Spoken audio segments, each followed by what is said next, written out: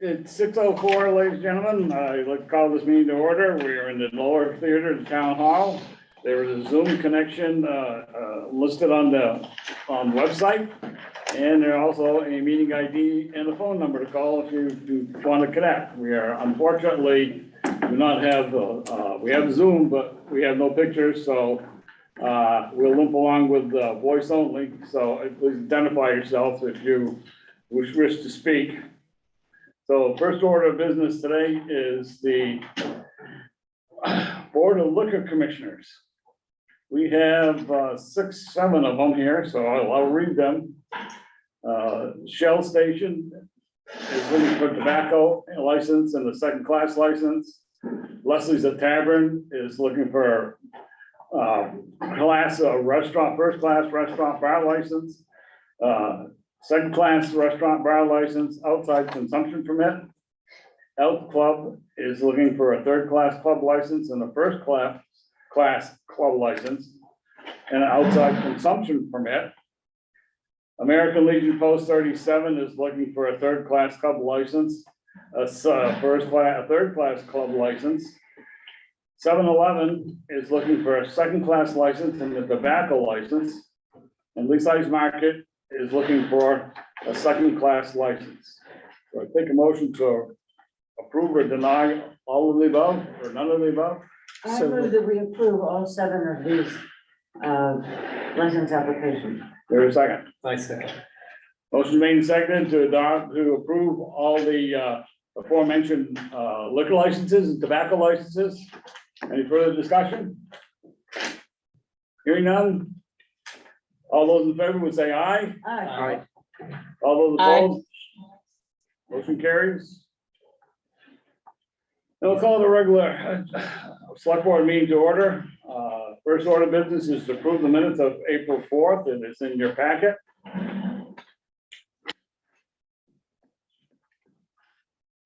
Take a motion to approve. I move that we approve the minutes of April 4th. I'll second. Motion is made and seconded to approve the minutes of April 4th, 2023. Any further discussion, corrections, deletions, omissions, etc.? Hearing and seeing none, all those in favor would say aye. Aye. All those opposed? Motion carries. Okay, next item is going to be the additions to the agenda for routine administrative matters and or pressing matters that will require ratification at a future meeting. I have none. No, nothing for tonight. Board? Seeing none, we'll move down to the public comment on items not on the agenda. 3 minutes per person.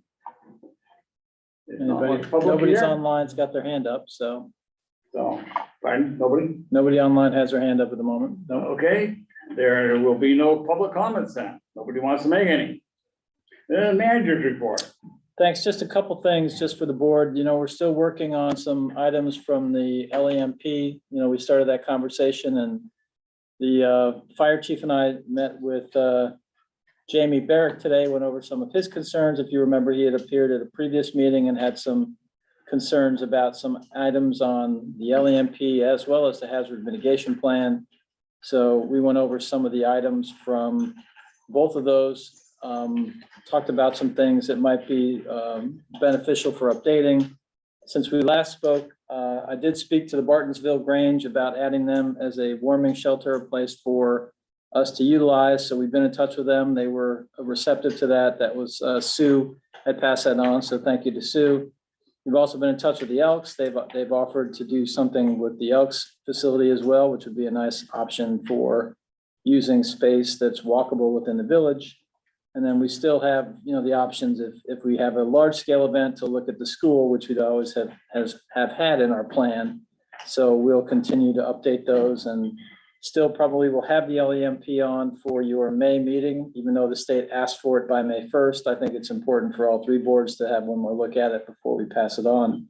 So we'll have that on for your May agenda in case there's any other comments or updates the boards would like to make prior to us filing it with the state. And then there are still a few action items that we're still going over just from things that Sean and I came up with, you know, some issues that with the radios and some other communications related issues. We're debuting a couple of large, they're sort of large like Code Red and these other types of communication systems. The school has a separate system that works through their automated student system. So we really can't use them for large scale call outs if we want to try to reach people. So we're going to look at some options and see if some things make some sense that we might be able to use and help keep people somewhat in the loop. Since a lot of things seem to have occurred on Facebook, we want to make sure that, if we do have a presence on Facebook or have somebody that comes in and helps communicate through Facebook, that people don't use that as a primary means of communication, because it doesn't get recorded like 911. And we're very concerned that if people really start to make emergency requests through Facebook, they might end up with a situation where there's nobody monitoring or somebody's not, it's not getting to the appropriate people for response. So we're really trying to make sure people understand, general communications. We're trying to come up with a way to do that, which are non-emergency. And if you still have an emergency of any type, please call 911, because that way it's recorded, it's always monitored, and that way we can make sure that we get a response. So, yes. Does the Martinsville Grange have a generator? It's unclear if it's functioning. So Sean was going to take a run out there and see if they do. One of the things that we have to do if we're going to start partnering with some of these facilities, we have a generator that we test every week and then we maintain every year at our firehouse. And I think we're going to have to, if we're going to partner with some of these places, we got to sort of make sure that they have that same type of arrangement so that if we do use it, it's up and running during an event. So more to come on those. Does the Elks have a backup generator down As there? far as we know, they don't. I mean, as far as eating food, and they do have Athens Pizza next door, but Right. the other place you might want to try is the Moose. They have a kitchen downstairs too. Oh, yeah, I'm sorry. And Not I don't the, know.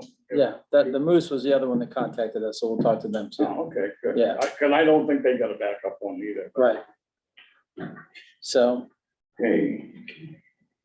if the Anything board, else? What's that? yeah, that's it. If anybody else has any other questions or comments, please feel free. Like I said, we're still working on things, so more to come.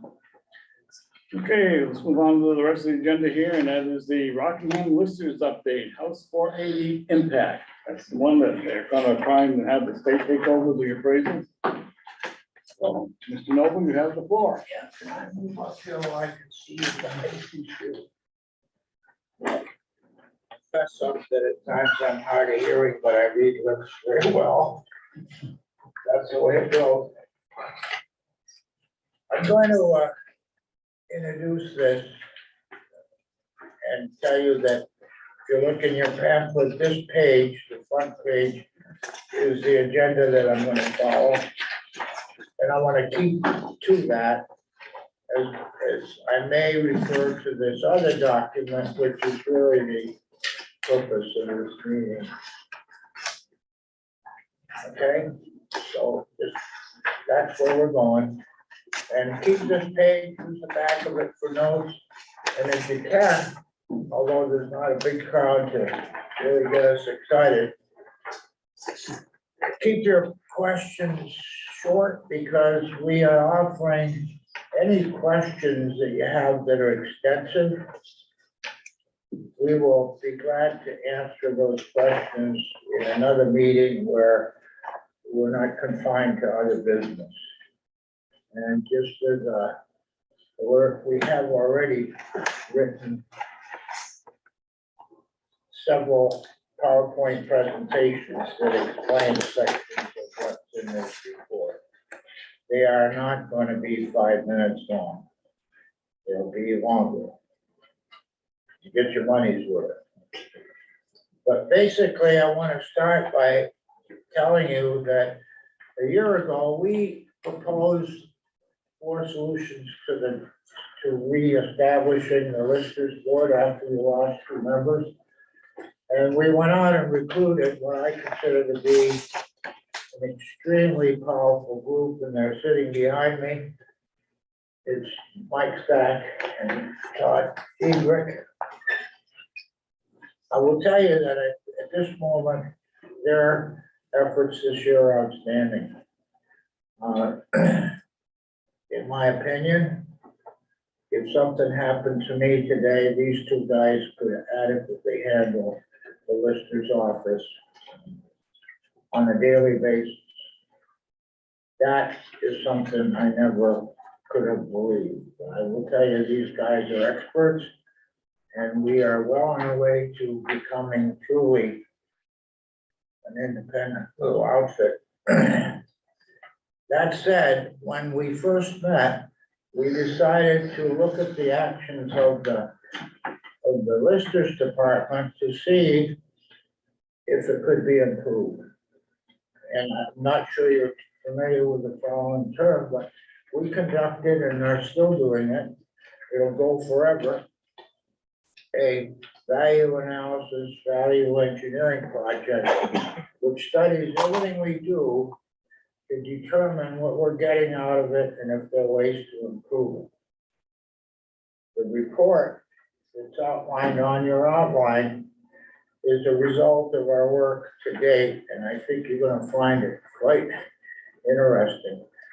The first thing we discovered that we were operating in the past as a clerical group, and what we're doing was just being clerks for the state of Vermont and randomly taking care of everything else. After the study, we determined that the lister's office truly should be a service organization, not a clerical organization. So we've changed the operating procedures. Those procedures have returned an incredible return on our time and the investment which we've taken. And that investment is really not money, it's just, well, it's time, it's money, but it was, the value engineering part is to look at what we haven't done. And when we get a new project, we determine the best way to handle it. And the analysis is to look at what we already do and to correct it if it can be improved. So that's the steps we take. There are 7 steps. It's a very formal program. It's not a meeting of the 3 of us, because in order to conduct this, we have to deal with both the people that use our services, and that means that we supply a service to the state of Vermont by handling the assessment, but we also supply services to the citizens and to the town offices. That has increased immensely, but the workload on the listers has dropped off. And the reasons you'll soon see why that happened. So I'll just start with this list. The first part was the first invention, which you're gonna say, why didn't you do this before? I'm not gonna answer that question, because it involves personalities of the past, but we started an electronic tracking program where if you come into our office, call us or send us an email asking the question, we immediately record that on our computer system, and that is kept. Every call that comes in, no matter what the method, is kept on this call log, and the benefit is it's reduced the number of calls we don't answer, calls that are forgotten, or calls that nobody knows except the one person that answers. We networked our computers so they all get access to this log, and we can actually open them up so that all 3 of us can look at the same thing at the same time. Or if you call up and ask a question that I had answered before, but I'm not there, and either one of these guys is in the room, they'll push the button, they'll get your call, they'll tell you how many times you called, what the answer was, and whether we're waiting for something from you or you're waiting from us. If we can't answer the question, we'll still call you back and tell you we got the call, and it's gonna take 2 days, 3 days to answer. You'll see from the report when you read it that our tally, when we called it in the report this year, it's actually for about 6 months since this has been activated. that we have received 425 such calls, 80% of which were answered on the first day they came in the office. And that's one reason it doesn't take us so much time, because if you come in and ask Mike a question that I answered in the past, he wouldn't know what I did. Right now, all three of us instantly know who called, how many times, what's going on, and it just keeps growing. But we can push a button, and I think 10 years from now, you can push it, and you'll find out that you talked to me. And that saved us an untold amount of time. Also, as we go along, this project has led us to the point where we've modified a lot of things. The next one would be the community outreach. Unheard of in the listers business, we have partnered with a number of outside services. The main one right now that seems to be super effective is Sevka. And the reason for that is very simple. People sometimes ask us questions that we don't deal with. So they run around and nothing happens. Right now, we've partnered with these organizations, so we know what they do and what they offer. It's things sometimes that the town can't offer. That we can say, you know, we don't deal with that, but Suffolk does. Here's the phone number. And what it does is it cuts down the number of visitors we get. Because when we get a walk-in visitor, they disturb 3 people. When we get a phone call, they disturb 1. And that lets the other 2 do what they're doing, and it makes us more efficient in what the state thinks we should be doing, which is valuing property. But that turns out to be 50% of our work. The other 50% is dealing with departments in the organization and also the public. Right now, I'd say the departments are half of that, maybe. The departments, because of other things we've done, are pretty good and hopefully better. Hopefully, we will be able to reduce their needs. We've been looking at solar reviews and solar arrays. There's a lot of monkey business going on in that business. The public is getting just buried with offers from companies that want to install solar systems, but they don't know, the public doesn't know anything other than what the company tells them. So we're in a position right now to pretty much walk them through the process and help them decide whether they want to put a solar system on their farm or not. And that's something that's difficult, but I will say that Mike Stack has taken that under his wing, and I think he's pretty comfortable with it. The Great River Hydro Program is being done by Mr. Sansucci in our office. It is almost finished. As far as value goes, there's only one remaining thing, and we're waiting for the FERC results, which tells them what their license to go around to do, and that has just now gone into the court system for approval because they ran into a snag. The original FERC agreement was with New England Power. Hydro Quebec is not New England Power. The license has been flipped back and forth 3 times in the last 2 years. And right now, Quebec Hydro is getting it straightened out so that the license to operate this plant belongs to Quebec Hydro, not somebody else. So that's underway. We're not worried about it. The big one we've done here, you'll see the mapping system. We have a new mapping vendor for the maps that are on the web. We've improved it tremendously to the point that you can get a property record card for all of the residential properties almost instantly on your computer. You don't have to do anything. You could do it at home. You don't have to come to see us to get your card. You don't have to see us to get a map. You don't have to get to see us at all. We have not had a visit from an insurance company or a real estate agent in 3 or 4 months. we get questions once in a while from agents that are in another state, another town, but, and that just cuts the amount of traffic we have to deal with blockades. It used to be when I first came here, we get one lady from down the street every day with 10 or 15 requests. Our system is so active, I saw her the other day, she said they changed my job. I don't have to run up and down the streets. I have a better job because you guys make it possible for anybody to push the button. So that's that thing. So how does one access that, Paul? You look on the town website and go to the listers. And if you want,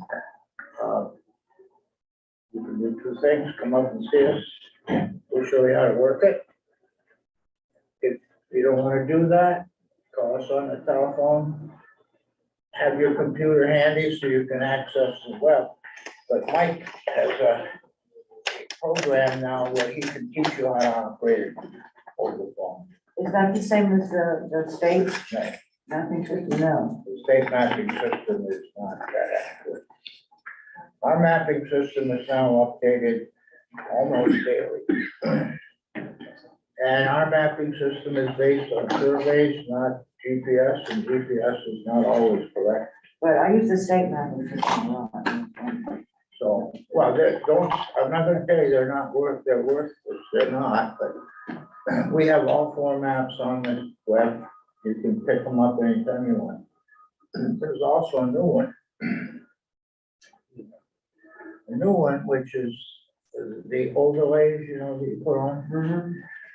Talking to Gary Fox, we put in a new overlay that shows him where the land use properties are, and we'll shortly update that to include trusts, which actually cover the zoning map and show you that some of the property that is thought to be buildable is not. Mhm. So you can just look at this thing and say, whoops, this is locked up in land trust. So there's a link on the town website to Yeah. this?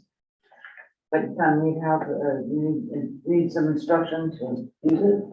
Or is it? I think a lot of folks have learned how to do it, but It's Mike, pretty straightforward. There's a link that says GIS map. You click on that, the map comes up in the left-hand corner. You've got a search box. You can put a name, you can put an address, parcel ID, whichever you have, Right. and it'll take you right to the location. Yeah, And, Houston, they then look you good. click on that property and it'll have attached to that the parcel information, the tax map, the lister card. So it's all residential. We don't have the commercial properties there, but it's pretty straightforward. Okay, great. Usually people call in and we can walk them right through it on the web and then they're off and running. Self-serve. Nice. and we have one more thing that I think is available on our map. And I'm gonna use the term LiDAR, Tax. that's Tad's bag. All the layers are in there. You've got LiDAR on there? There's LiDAR on there, like the Wow. regional maps have it as well. I don't know if you've seen those. And the reason for that is that, if you're not familiar with this process, it's a radar and laser surveying system that's on a satellite up somewhere up there. And what we can do with that is we can see the land without trees. So what we see is the bare land, which shows us literally the property boundaries, the stone walls, and stone walls have been removed, show up on it, because if you put a rock on the ground and it makes a divot, this thing remembers it. So we've been able to straighten out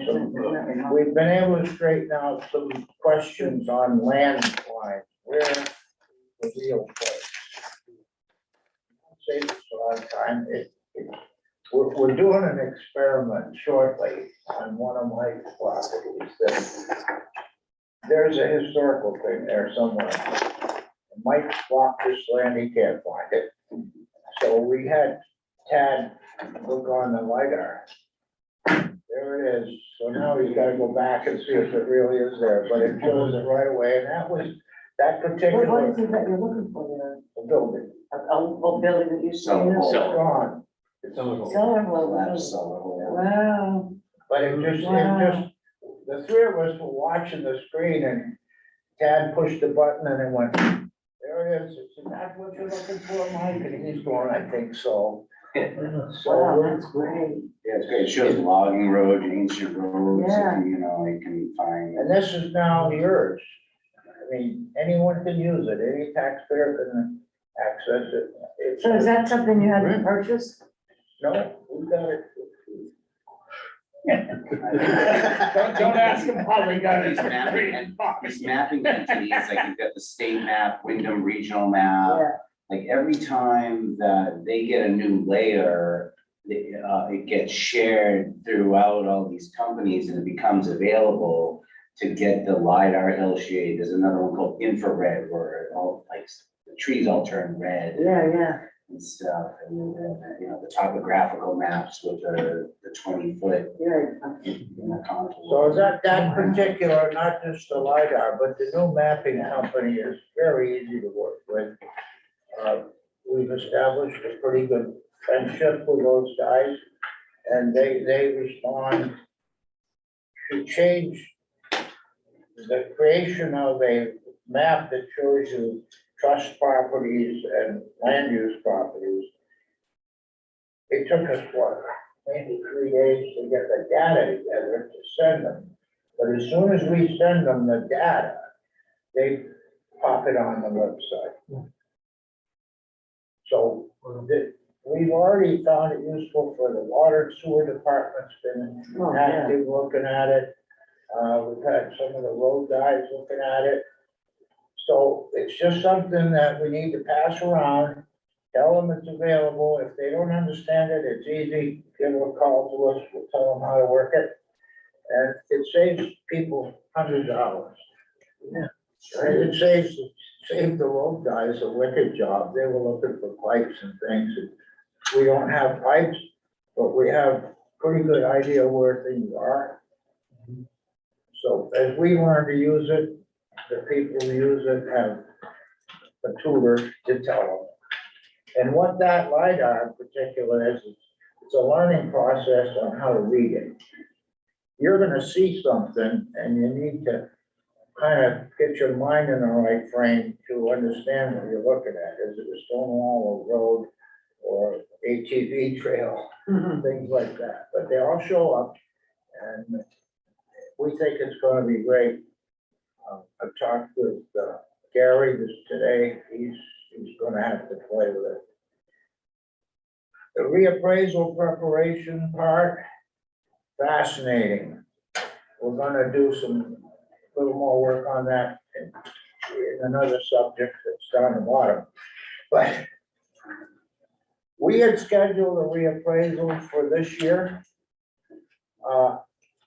And then when we got together with the new crew and we went to work and started getting ready to do it, we discovered a lot that was not quite right. And one was we found that we felt that the market was unstable. And that meant that our numbers would not be right. That the state's numbers would be right, not just us. We're not on an island yet. So we postponed that reappraisal and set it up to do it for the year 24-25. And the reason we moved it, as you can see, 2 years. We wanted to settle, we found that there was 1 year that threw the thing way off. So if we can eliminate that from the 3 that we have to use, the CLA and everything improved. So we said, well, wait a second. We just move off for a year. We're gonna get a better set of numbers that are more reliable. So that's why we canceled it and why we're now doing what we call a data verification. What we can do with that, we're taking 300 properties and looking at them right now in order to determine whether our property record cards are statistically valid. If they are, they look pretty good. As of this morning, they look pretty good. And we've gone about halfway through the list. So we think that knowing that the cards are correct, we can almost do a reappraisal without leaving the office. What do you mean statistically? That means? Well, let's say that we have the 300 parts, and we find that there are 10 errors. That means that our percentage correct is really pretty good. Okay, I see. And if it's pretty good for 300 parcels, it's pretty good for 2,100. Mhm. So without going crazy, we can pinpoint the ones that are bad. And then we can, from the mapping system now, we can do things that we couldn't do well before. For instance, we can see a picture of the house. That you can do from home. You can see the roadside picture of that house. Mhm. We can actually measure those houses from the software.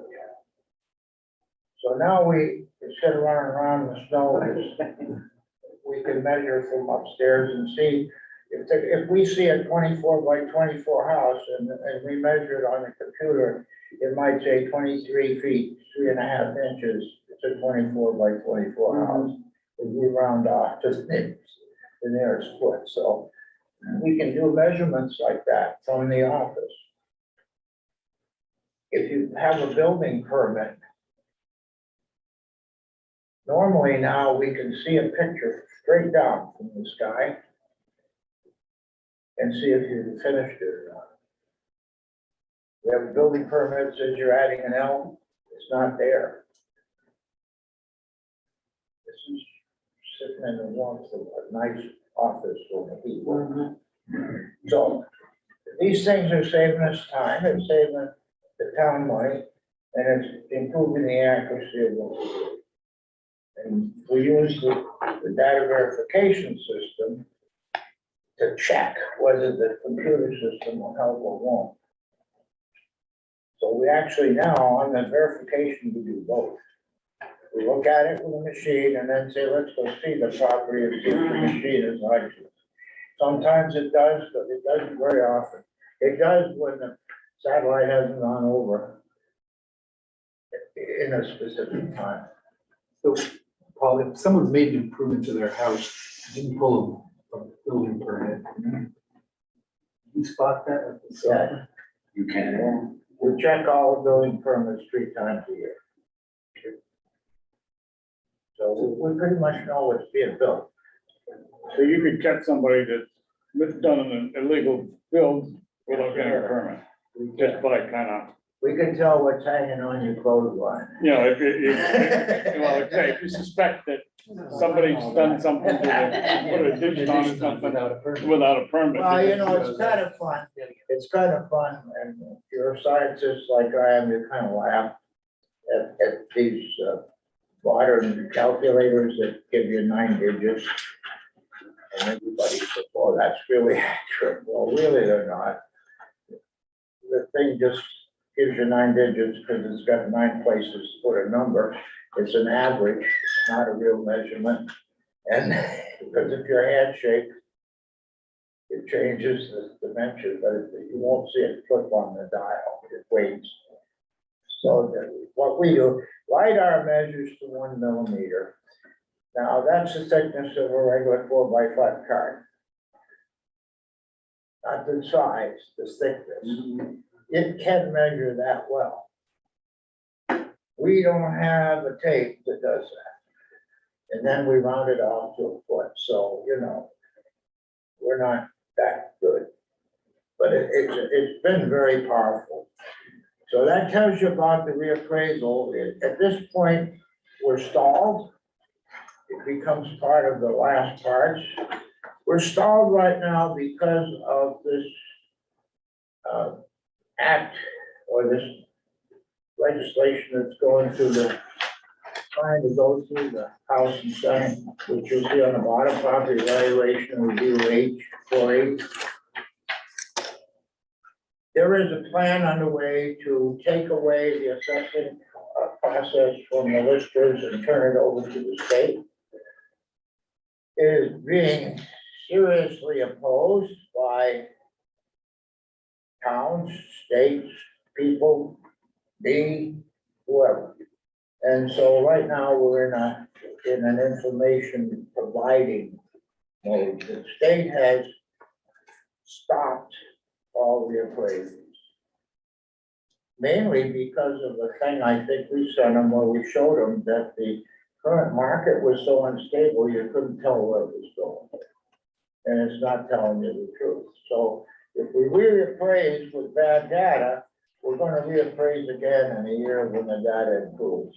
And it's just a waste of money. So they finally caught on to that. The money part sold it. And so we're in a neutral position. We applied to start this thing. We were not refused. We were just told that, sorry, the whole thing is stopped. We're not doing any towns. There are 165 towns that came up for reappraisal. And thanks to these guys, we were able to find out what's going on. And that's the subject that we'll talk about in a minute. The working land list is in good shape. If we hear this word from Mark Pye, this is a new system that's coming into play throughout the state. They think this year we'll get it. We're playing with it.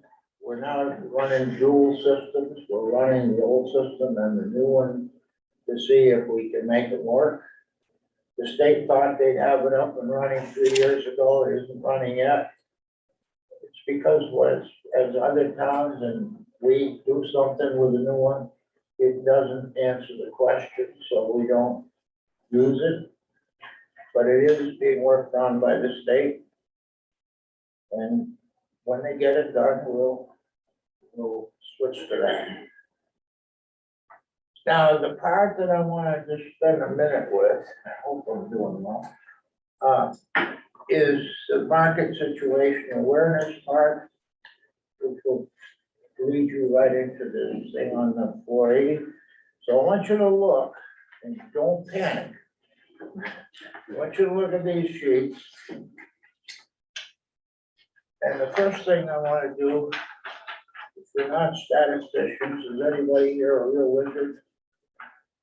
Well, I'll tell you that two of us are. And Mike is a pro. I have been doing this for 60 years and Tad is quickly picking it up. But Tad is an absolute pro on the workings of the camera system. So we have pros that are really better than anything I've ever seen. And between the three of us, every Wednesday we have a battle plan, and it is a battle. The three of us sit down, almost close the door, and get some things sorted out. So all three of us are going in the same direction. So that's our Wednesday early morning talk. You probably won't see it because it's early in the morning and hopefully before the public comes into the office. But I want to show you a little trick which will simplify your life, and you're going to use it forevermore. Most people, when they see these charts, and I'm going to let Mike briefly describe them, but I want to tell you the trick. Most people go after numbers, they start looking at details, and the answer is don't. If you really want to understand what any one of these graphs shows you, just look at it from a distance. Better if it's far enough away so you can't see the numbers, just look at the lines. If the line is squiggly, it tells you it's not stable. If the line is level, it tells you it is. That's all you need to know. And that will tell you what's going on around you. These first two pages can be a little complicated, but you don't have to be too alert to see that the squiggly lines on this page, this is very unstable. That's your market today in the United States, and our market is following exactly the same type of curve. It's completely crazy. And if you look at, you'll find a dashed line, you see the little dotted lines, the blue. Those are the trend lines, and the trend line indicates the general travel of that crazy line. Okay, it's kind of telling you this is where it goes.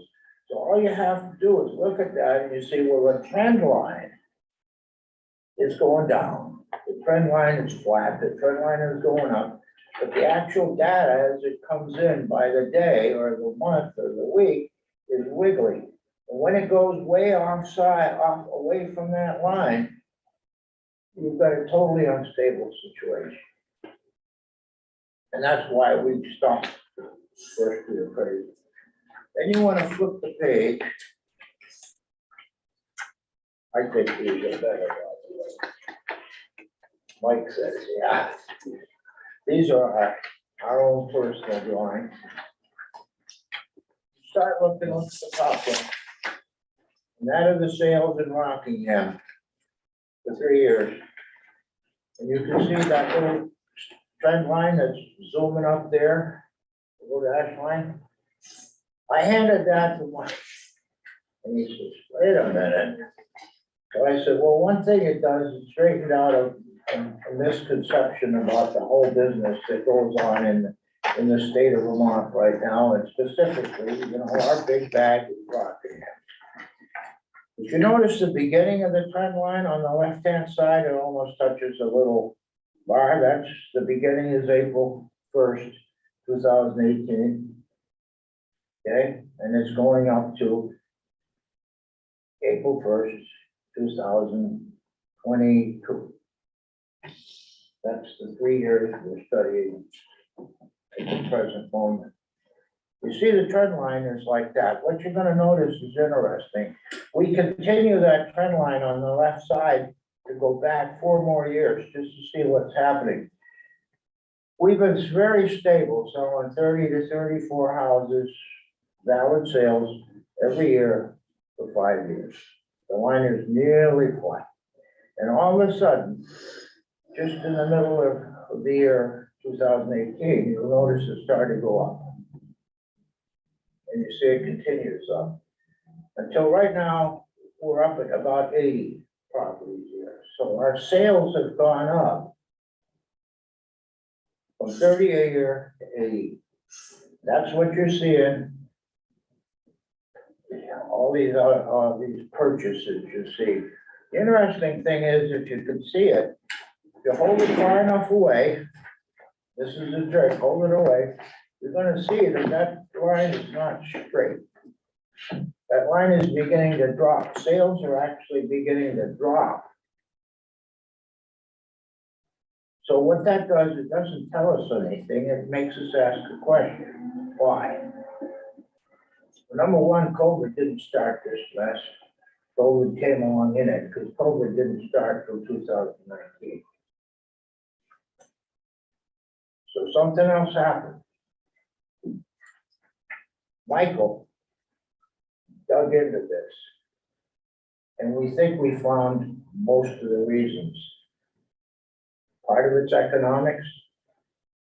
Part of it is the fact that as they bought houses, we had less and less inventory, and it was hard to buy one. We do have a housing shortage. If you notice, all the real estate agents have stopped adding in the newspapers. And the advent of Zillow and the rest of those guys, they're not advertising locally anymore. They're advertising on the internet. Zillow is using our data to publish their ads. But that's why you're seeing out-of-state buyers. Everything we have for sale in this town is advertised nationwide. We have people coming in from California that have not seen the house they buy. We have, Rick knows, we have a house on Exon House that told us some people from California who came up and couldn't find it. And they asked a neighbor to take them there. And when the guy got out of the car, his wife came out of the car, he said, honey, take a look at what we bought. That's what's going on. That house had 5 bids in 3 hours. Can you imagine that? That house had 5 bids in 3 hours. It's unbelievable. So the market has changed. Then if you take just the concept you saw with that curve, look at the next one. What you see on that one is this wobbly thing. Look what's happening. This is the thing going up and up and up, And you notice it's flattening out, and then it's starting to drop. This is a projection. Okay, so what we knew when we canceled that first thing was, wait a second, this market is self-correcting. That if you leave it alone, it's gonna be better. I'll let you give him a little speech about that. The next thing is this. The last graph is classic. Here you got a trend line that looks like it doesn't mean anything. And the game here is these little guys up here that are popping around on the top. Then you got a cluster down here. Well, guess where the out-of-state buyers are? They're in the top. And what happens is there is a trend for local houses. It's very reliable, been there for a long time. The out-of-staters hit it because of price. They paid a lot of money. It's a different market. The market for expensive houses is in Massachusetts and Connecticut. And when I worked as a broker in the real estate business, and I took my apprenticeship at one of the best, he told me, always look for the outliers. I said, why? He said, if you see outliers, and it turns out to be something that's always purchased by a guy from Connecticut or something, you advertise the sale in the Hartford Current, not in the Bellsville Times. So we actually had different advertising locations we would put people. Well, if it tells you anything, we sold more of the houses in Grafton than anywhere else.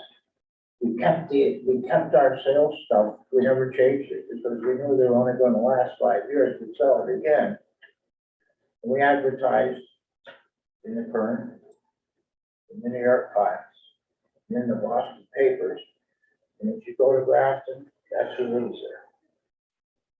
So even within a small area, the market's changed.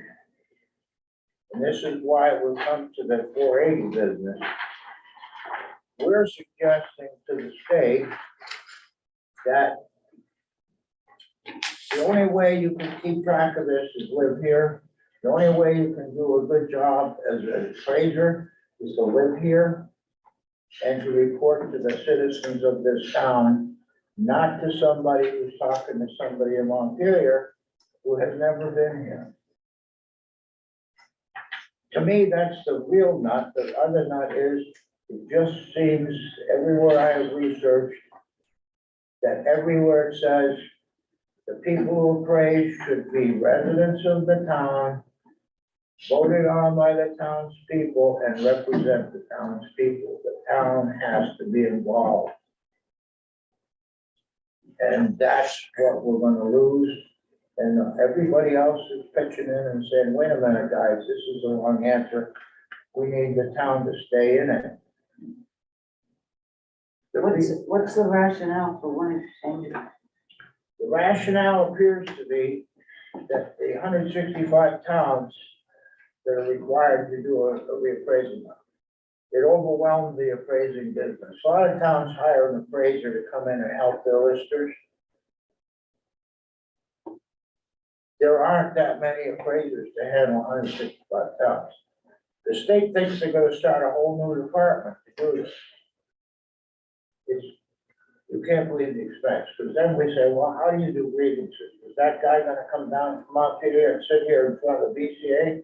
Well, we didn't figure on that. Well, there's a couple dollars spent, and it keeps going where they have totally underestimated what they're gonna have to spend. Whereas when we're here doing these subtlety studies all the time, we literally can, once we get our stabilization stuff to make sure our cards are right, we don't have to run around. We don't need to measure that house. Quite frankly, they don't change that much. If we measured it last year, it's probably gonna be the same this year. Well, there was a legislative listening session at the library on Saturday. And I shared some of the concerns that you and I talked about with Wendy Harrison. Senator Harrison, and Nodder was there, and Leslie was there, and who else? Michelle.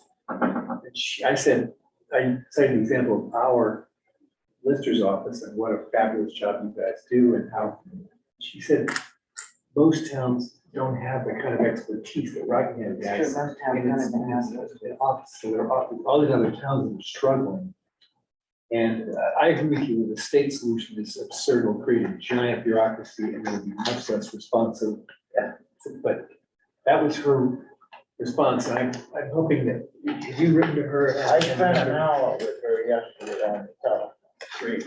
And I kind of swung it a little. But this is the next part here, is one of the requests from Val, I think, with Vermont State City of Assessor to the state, was that we get the select board involved, get the people in the town involved, write these guys a letter, tell them how you feel and why, because we want to swing it back to the towns. We know the listers, including ourselves, have a long way to go. There's a lot more we can do to improve our performance. We've done a lot in a year, but we can still keep going. We have a lot of things coming that we're not gonna talk about because we're still in the value analysis thing. But when we get past that, we will see how it works. If it works, keep it. If it doesn't work, change it, but that's a local thing. And we're trying to involve, you'll see this year, well, you should see one thing right away, if you come into the town hall, the listers are now mobile people. They don't sit in the office. You're gonna find them walking around, talking to the treasurer, talking to the town clerk, talking to Gary Fox. And don't think that's an idle walk, it's not. But we're listening to what they want, and then we will come right back and say, can we change the map to improve Gary Fox's work? And that's what we do. You know, can we improve the data we have to help the treasurer? We've done that in a way that's secret. We spend more time with old people, senior citizens, out-of-state buyers, and veterans. I don't know how many people we found that had failed to file their homesteads.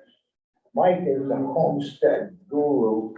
He gets every morning, he's the voice of our office. When that phone rings, it's on his desk. And he's the answer man. If he can't answer it, he just turns around, pushes a button, either switches it to somebody with pen or speakerphone, and you have the board talking to you right away, within minutes. And that's why we can solve these things on the same day.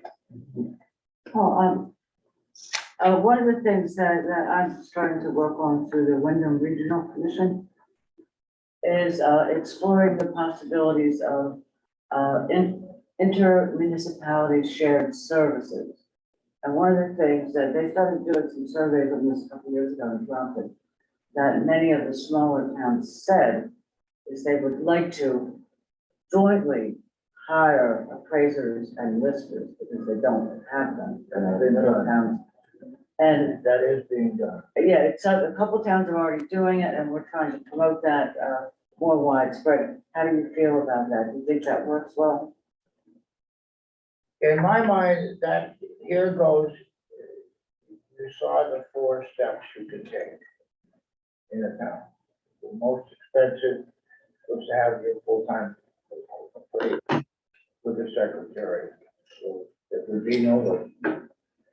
And then you get to the listers staying in their job. They then become responsible for the values. They participate in getting them. That's the big nut. If you don't do the appraisal, you're not gonna be able to do it. Sure.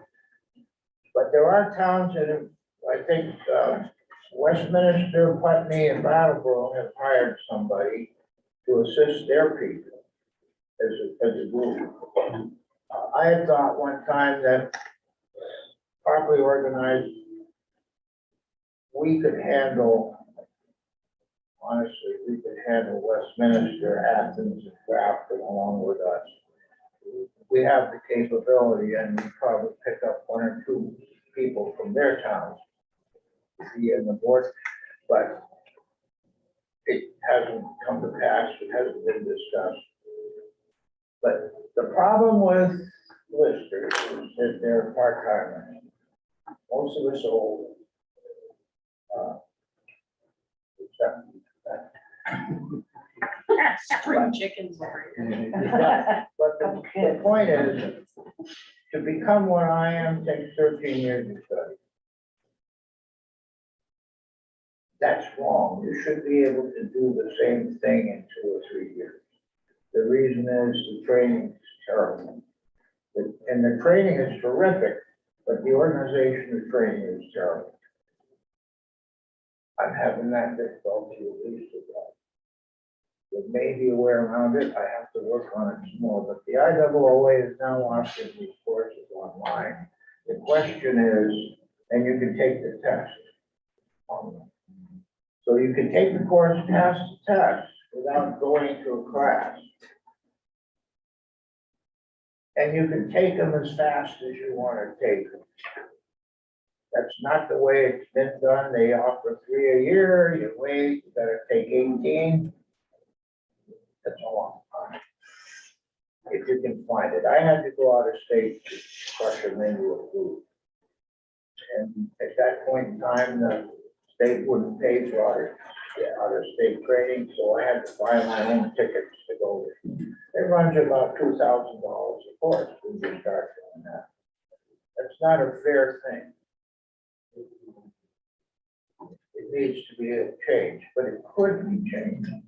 On the other hand, if you do what you're talking about, you can get an appraiser who is, if he's trained in assessment, not appraising, can carry a board of listers through the process. You know, he would know the laws, he would know maybe know the equations that go with it. That's a project and a half. But it could be done, and it's not a foolish idea. But those people, if you looked at the 4 steps, have to be hired by the town, not the state. Nowhere can I find where there's anything that says the state hires appraisers. And the reason for that is the person that comes into town as an appraiser has to take on the roles of a lister, has the same authority as a lister, but works for the citizens of the town, and that makes all the difference in the world. If you work for the state and we keep talking about putting the fox in the chicken house, who checks on this guy? The very guy that writes the rules checks it. And if they don't like the solution, well, we just change it, and they just did. Because you'll see in the next document that we have here, the reason that 165 towns all of a sudden on the same day triggered the alarm to go reappraise was that the state changed the bar. The state changed the rules and dropped the numbers to a whole different level. And somebody that was sitting 4 or 5 points away from the red line where you have to reappraise, when they moved the target, they were over the red line by 2 points. If they had left the doggone thing alone, nobody would have had to reappraise. That's the nut that killed it. And that's the nut that the person who proposed it said, this is a crisis. It's not a crisis. But you made it a crisis. Paul, what's the practical effect of freezing reappraisals? How will it affect Rockingham? Of doing what? How will, the fact that the state has shut down all reappraisals, Nothing. so it won't change anything about how we do business? Nope. Yeah. So property, but property, if prices change and we don't capture that, or do we capture that, your process captures that? Okay, let me tell you about this little term equalization. When we get done with the reappraisal, the value is 100%.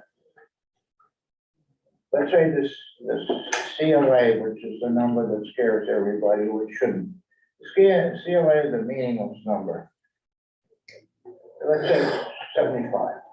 That would definitely puts you in the hole, wouldn't it? No matter what the state did, that would put you in the hole. What happens is when you're all done and you have the CLA at 75 and your values, it means you're 75% listed by us of the real sell price. That's what all it means. So what you do is you divide the sell price by 75, it comes out to 100, and you equalize the values. That's how it's done statewide. That's the heavy math. This is third grade, maybe, no. In today's world, it's probably second grade. That's the math. It means nothing. Because when they equalize the grand list, you've got everybody at 100%, no matter where you are, Grafton, Athens, Westminster, it's still 100%. The other thing that's wrong with the CLA is it gives you a value on April 1st, a certain year. That's what it's for. It doesn't tell you what it was 6 weeks before, 6 weeks after. It just tells you what it was on April 1st. So you really don't get a history. Whereas if you do what I was showing you with these graphs, you see that this is a timeline. There's actually 3 dimensions in those graphs. You know, how big is it? Where is it? And where's it going? So it shows you where it's going. Now, if you look at it and you say, this is an aberration, something has moved. Something outside hit that thing and got it off course. And there's where Mike was a pro. He's dug into this thing. And these graphs are samples. We have pages of studies like that kept coming back with the same answer. So what we did, as bad people would be, this is a letter that we wrote to the Vermont Digger in response to a question they asked to have clarified. And it will tell you basically what we're telling everybody else, that what you've done is you panicked at something you didn't need to panic. And that's where I think you guys come in. This thing may have put us in more danger than it's taken us out of. Not this, but the action of this group. Now, back to your Wendy thing. We were laughing this morning in the office that I talked to her for an hour. And she kind of said, now, how come nobody told me this? Maybe we should look at it. And Mike said, yeah, which way is she gonna vote? The way they vote is mail in the box, pile it up on the desk, and express an interest. That's it. I threatened her, I didn't threaten her, I told her, we're sending her a lot of this stuff so she could take it. She promised she would hand deliver it to the Senate Finance Group. So that's, I think she'll do that. But the deal is, they respond to paper. And casual comments on the phone, their comments, they're forgotten, they go away, you can't refer to them. When we send them letters, when we send them reports, they'll never get a report like this from anybody else. Nobody does this except those guys in Rockingham. But we like it. Something that I brought up with you before, that I'd love to see addressed somewhere, and I was told that it comes from on high and nothing to do about it, is why commercial residential is not taxed differently than non-commercial residential. You're speaking of like bed and breakfast or? No, I'm speaking of like, and I sent an example to Camilla and you a couple of years ago. There's a house right here, has 5 apartments in it. Right next door, house, same age, same amount of the land. House next door had 1 retired man living in it. He paid more taxes than the owner of that 5 apartment building. You shouldn't have. Did. Then you better come see us. But I sent it to Camilla, I sent it to Camilla and she said that because of the way we have to appraise. We can't appraise it on the income they're getting, it can only be on what we think they could sell it for. That's what you do. I would round it round. I'm sorry, it's not right.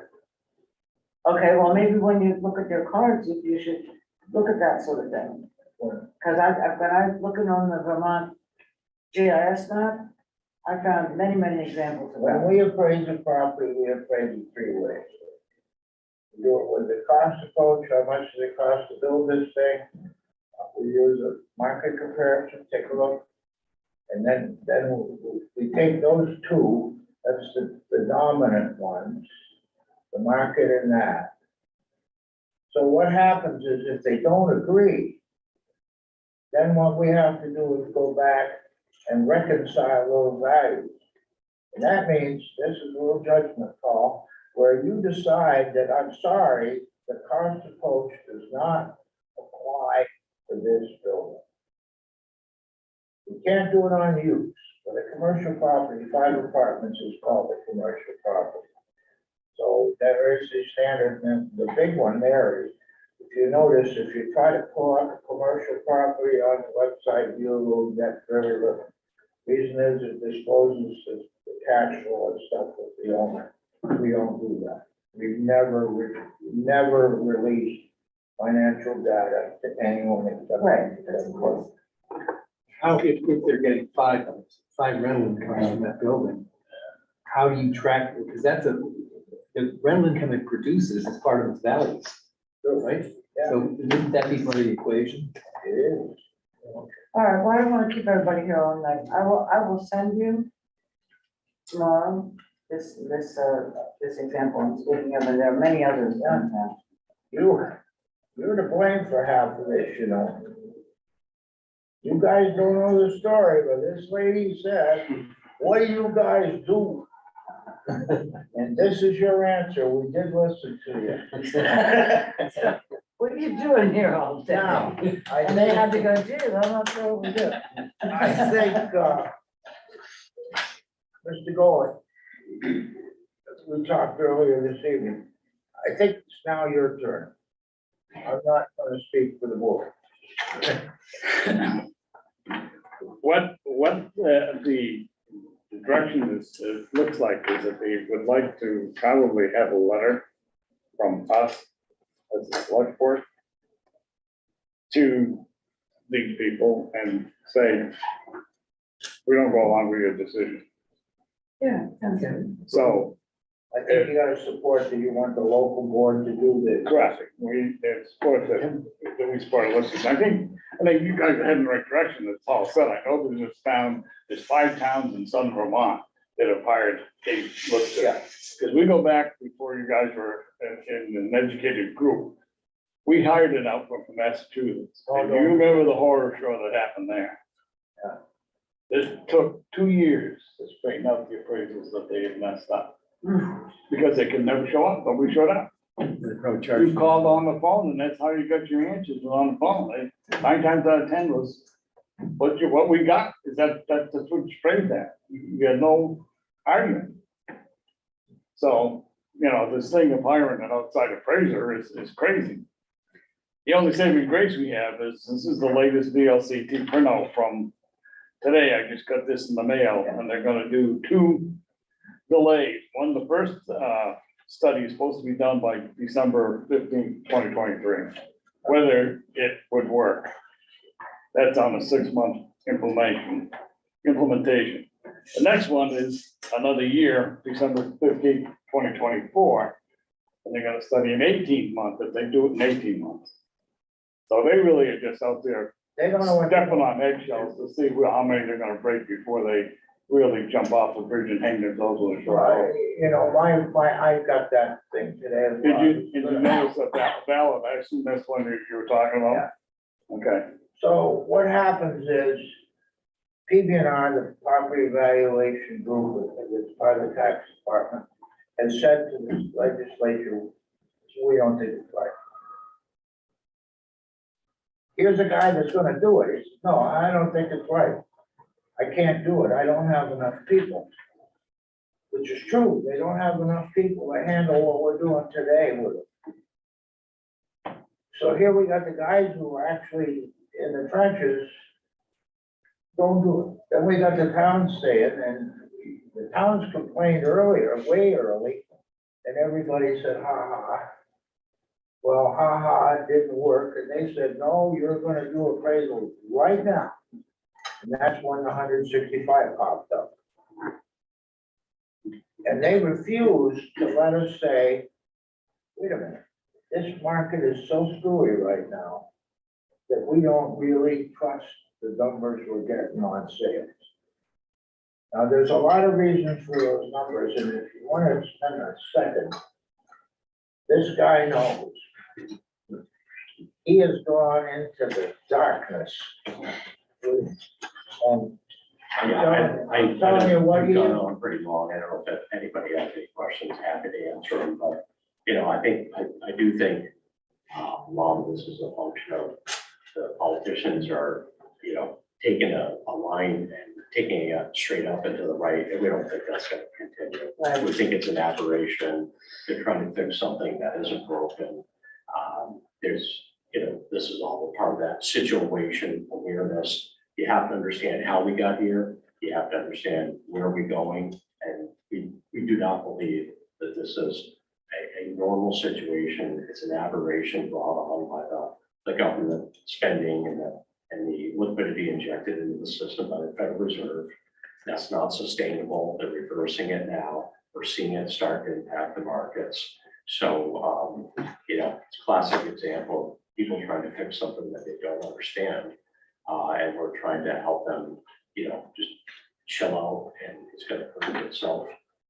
Don't try to make a quick fix here, which is actually going to make things much worse. Well, I think by postponing all this, and we did it to postpone it, it'll probably be evident by then.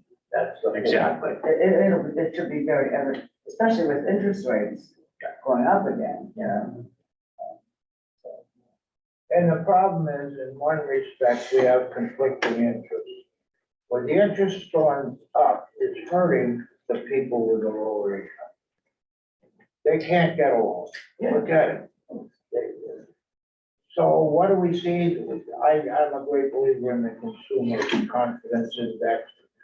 And that thing is hovering around 80. That's a danger mark. Above 80, they buy houses. Below 80, they buy refrigerators. They go for the commodities they put in their house, but they don't buy the house. And that's where we're down there now. We're just bobbling around. It's not going to go up right away. It doesn't look like it. Mike can spot that. I've spotted it, and I do it from a different angle. I'm not a financial analyst. But I do have a master's degree in business economics, and I look at can it succeed or not from a different set of numbers. The answer is it can't. So they raise that. Now, why do these people come tramping in and spend all their money on houses? Because they have the cash. These sales are cash sales. They just sold a $700,000 house down near Boston. They bought a $400,000 house here. What am I gonna do with the extra three? That's the question they're asking. The other thing is the internet occurred in 2019. We got high-speed internet. The buyers are younger because they can work here. And they're not good at that. The Fed's trying to correct the inflation problem using the sledgehammer of interest rates, but that knocks out the low income buyer who needs to borrow. They still have a balance sheet, which is $9 trillion, up from $1 trillion post to the 2008 correction, and then they threw a on it after COVID. So COVID was related in a way, but it was more a function of the reaction of the Federal Reserve. And all that liquidity is still in the system. And until they pull that liquidity out, we're going to continue to have cash buyers. We're going to continue to have an inflation problem, and that's not going to be politically acceptable. So the Fed's got a long way to go to slow things down, but they will do it. They've already started to do it. We've seen the growth rate, year-over-year growth rate of prices nationally, which was running about 20% year-over-year in the middle of last year, towards the tail end of last year. That's slowed. So prices have already paused. The volume numbers have slowed. Prices are slowing. So those are the signals you watch for the beginning of a change, and it's coming. I'm gonna tell you something, there's a little bit of pride. Everybody put your hands up, you can't get this data in any place. You will not find any professional appraiser that does it. You're looking at a unique group, and I'm so happy with these guys. It's every day I have to say you're doing a good job. I can't say, what are you doing? Doesn't work. I love it. I come in the office and says, here's what I've done for you today. What are you talking about? Well, I'm ahead of you by a yard. I know you're gonna ask this, so here's your answer. It's never happened before, but that's what's going on upstairs, and you guys can be proud of them too. I tell you, they are marvelous guys. We lucked out. We hit the right button. Well, you get credit for hiring them. I don't know, you guys hired them. We elected them. We have, we're all equal. Yeah. In terms of voting on stuff in the office, we're all equal. Nobody has power above the other one. It's a thing. The difference is one thing for sure. When we walk out of that door and we're in the other room, there's only one answer. The battle occurs in the room, but as far as the public and people concerned, we're going one way. We'll listen to everybody, we'll change, but we're gonna go one way, not have me say something, he says something. Well, the guy across the street's got a better idea. Thank you. Okay, guys, so that's Yeah, my thanks very thing. much. I think that your Great job. chairman is in command. You guys take the ship and help us get through this mess. That's for sure, no matter what the state does, we're not gonna leave you. We'll do the best we can with what we got. Action step is that you would like us as a board to pass maybe a resolution about 480 Yes, and communicate that to our legislators.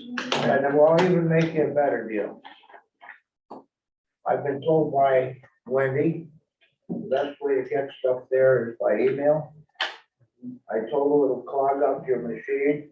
She said, no, it won't, because the state, if we send it to the right address, they have a state, like post office email. You can't clog that thing, it's too big. So we have all those email addresses. If you create a document, if you would like, we will send it. Good. And we will send it to the people that should get it, including Wendy. All right, All right, Okay, guys? Thank go you. done. thank you. Thank you. Thank you for the time and patience.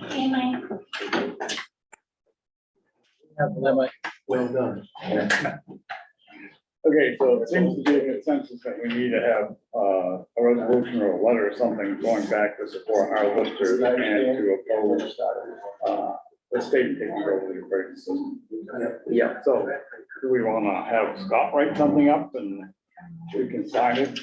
And then That everybody sounds sign it and they can send it, or That sounds then right next door to the three of them, they can get the, you know, Right. the gist of what they'd like to see. And we'll go from there. That sounds great. The All letter, right, the letter they wrote to Digger, it's got a lot of facts. Yeah. It does, and I think it doesn't have to be that dramatic. I think it can just be a very basic. Yeah. You support, local election of the listers and, but there's more and more people in town, like they showed me a few letters when I was up there that have said the same thing. How are you gonna do a appraisal, an appeal? How are you gonna do appeal? Well, you're gonna have to go to Montpelier to make appeal, Yeah. or you guys gonna send someone down here? it'd be a Zoom, we're gonna Dallas do it by says, video. we got 8 people in our office, how they gonna run the damn thing? It's totally, Right. totally ridiculous. Okay, let's move along down the agenda here. Appointment of the cemetery committee, appointment to the cemetery committee. There's a Tyson E. Taft that has sent in the letter of interest. So that's another one we've got. That makes what, 4, 5 we got? So that should be the last one we want to appoint. So if we take a motion to appoint Tyson Taft to the cemetery committee. So moved. I'll second that. Motion's been made and seconded to appoint Tyson E. Taft to the cemetery committee. It's the 5th appointment, so they should be ready to proceed. Conversation, Sue? Still with us? No, I'm all set, yeah, I'm still here. All right. Any comments? Good. All those in favor of the motion would say aye. Aye. Opposed, nay. Motion carried. And now let's move on to the updated sidewalk plan for the Depot Bridge. Hi, guys. There's a map in your packet, size. So basically, after the last board conversation with engineers and some of the issues that the board raised, the designers from VHB went back and made some changes to some of the pedestrian areas so that you can see now where they've added some crosswalks and done some things that the board had asked them to take a look at, as well as that I also left at your places tonight, just a very rough beginning landscape plan that would sort of accommodate the changes that were also being these design changes that you're seeing here as well. So they're moving ahead, basically taking into consideration the vast majority of the items that the board had brought to their attention. So it looks like they're okay with trees now. He's looking at that as an option. Again, that's a concept plan, Bonnie, so I don't want to go and say that's exactly it, but they're working on it. And there was a bit of a fuss with some people having assumed that all the trees in the Centennial Park are gonna be cut down. I don't think that's ever been the case in the plan. Don't have a full design yet specific to how that's going to work. I think once this is done, they'll look at that as well and come back to us as part of the overall landscape plan. There will be some trees that'll have to be removed. Well, we discussed a For sure. couple that were definitely in the way of this and that, Just because of the way the road has to be Right. accommodated, and then but it's not gonna be completely void of trees. that's not my understanding, no. My Yeah, understanding is and we you're gonna can- try to preserve the ones they can and accommodate, some And new maybe plant planting some with the new new ones. design. In new places and stuff. I think we need to have a concentrated effort to have them concentrate on getting that park back as close as to where it is. It's never gonna be the same. But if we don't push it, then they're gonna go in there and just take out what they want. Well, yeah, I'm sure it's easier. You for may not them. get anything back. I'm sure. So I'm just like, for one thing, I wanna try and squelch the rumors Yeah. that people are going around saying, hey, they're gonna cut down all the trees. they're I gonna saw be that cut email. down." You guys get that one? Yeah. Yeah, Well, yeah, I forwarded that. Yeah. yeah. And for another thing, just, keep it uppermost in our minds as we Mm. go through all these iterations. Watch out. And they keep saying, oh, we'll discuss landscaping later. I think we've gotta keep it part of the conversation all the way. Well, through. Canal Street was important for them to get to a design final stage because that's gonna be the portion with all the utility relocation. That really Right. drives a lot of the rest of their design. Yep. So that was important. And there's a lot of detail that still has to get finished. They still haven't finished, for example, the discussion of the bridge railing, because the state person that's involved apparently hasn't been available and won't be available until sometime in May. So we're still waiting on that information as well. So we're not done. We still have more work to do. Yeah, I know, I'm just emphasizing that we need to really I think that, stay on it. what we've, all the input that we've given already is already showing, they're already, making a comment. Yeah, it's good, I mean, it's good, I'm delighted to see this. I This think is good. that there's nothing wrong with, just pushing back a little bit, and Right. being kind of like, hey, wait a minute, just make sure that you're looking at, other aspects of this, and, we don't just get, just a highway, we don't want like a super highway, down through the middle, But Scott, this is great. They really did listen to us. They've been trying very hard. I'm really impressed that. Yeah, I our know. Communications were listened to and they reacted in a meaningful way. Yep. Yeah, So we got to just keep the dialogue going. So it's but it's very encouraging. we're to see cooking the that. can down the field anyway, so. But it's going in a positive direction. I think the board should feel pretty good that things are, being listened to and being worked through, and They're being very reasonable.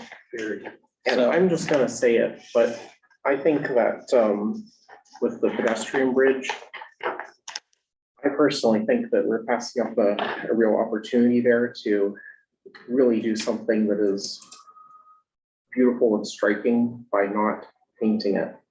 I think the galvanizing, while it might be practical and maintenance free, I think that, in long term, to paint that bridge, in some, striking bright color, like, a bright green or, bright red or something. I mean, it turns into a Yellow. sculpture or yellow. Yeah, something like that. It turns into a sculpture over the water. I think that the value of that to where our vision for the island, to really rejuvenate that area,